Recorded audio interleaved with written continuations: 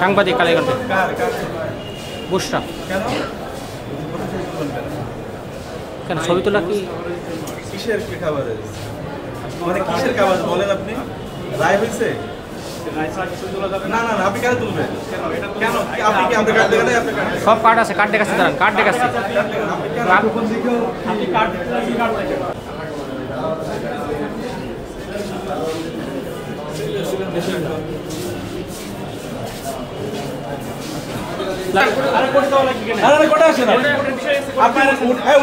সমস্যা কি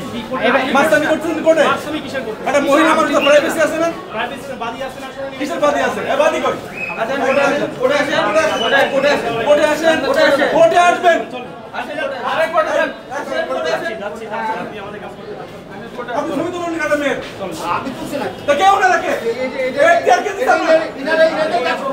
আমি তো বলি না আপনি কোন অ্যাকশন এগুলো না ওরা ডেট যাবে ডেটটা ফলো করবে না কিনা ডেট ফলো করবে ফলো করে তারা আসছে আমাকে আপনি করতেছেন কোর্টে আসেন আপনি কোর্টের অনুমতি দিলে উনি মুখ খুলে আপনাকে ছবি দেবে চলেন যান কোর্টে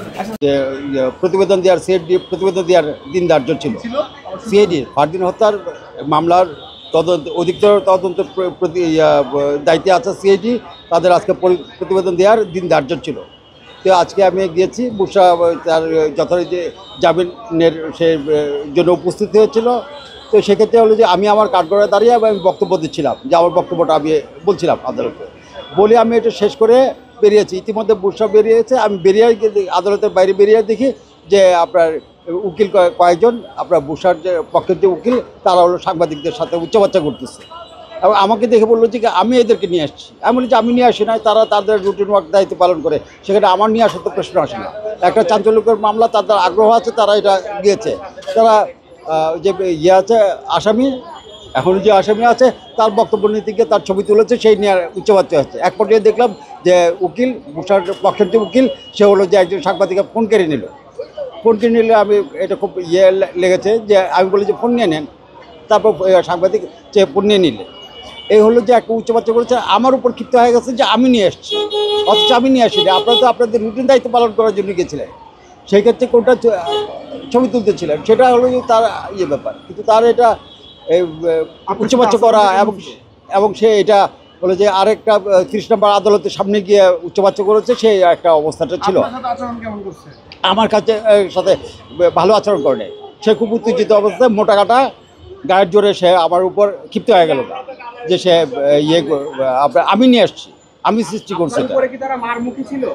আমার মারমুখী মানে আচরণটা ভালো ছিল না শোভন ছিল না আমার সাথে এই বলতে সে করতে পারে না। তো এটা কোনোভাবে তার করা উচিত হয় নাই যে আমি নিয়ে আসছি আদালতে আমি নিয়ে আসবো কেন এই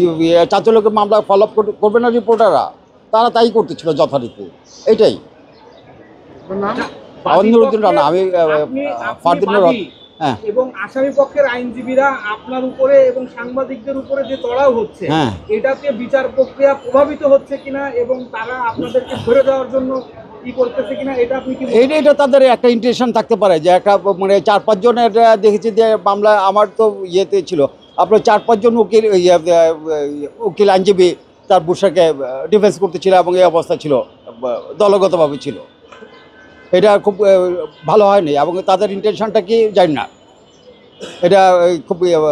স্বচ্ছ মনে হয় না তাদের যে আচরণটা।